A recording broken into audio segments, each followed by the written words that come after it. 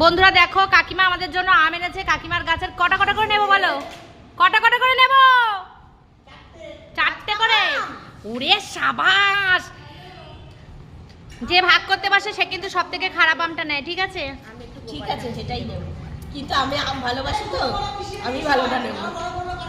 যে ভাগ করতে বসে সে কিন্তু সব থেকে খারাপটা নেয়।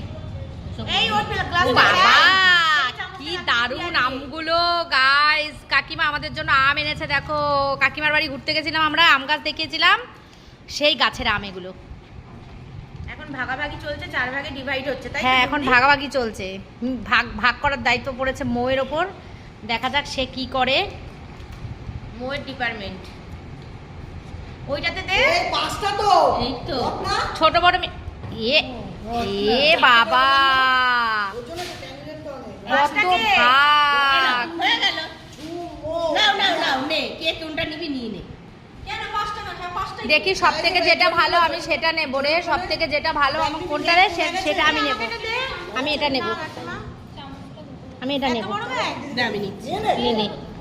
আমি দেখ আমি ঠিকই নিয়েছি। এমো তুই নিয়ে আমাকে একটা দে। এমো তুই যেটা এই তো ইচ্ছা। নে না, নে দে না, না। দে না। কোনো খারাপ নেই। বন্ধুরা এখন আমরা কাকিমার গাছের আম, এই দেখো কি সুন্দর পাকা পাকা আম। সবই ভালো। এই যে আগামী সব কোনো- এগুলো হিমসাগর না কাকিমা? হিমসাগর না, মাদ্রাজি আম।